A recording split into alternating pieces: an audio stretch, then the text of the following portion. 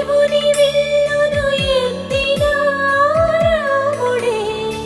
ఎత్తగలడా సీత జడను తాళి కట్టే వేళలో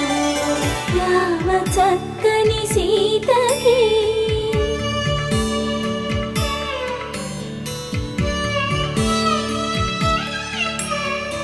ఎర్ర జాబిలి చేయి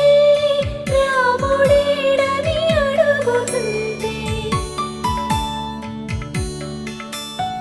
చూడలేదని పెదవి చెప్పే చెప్పలేమని కనులు చెప్పే నల్ల పూసైన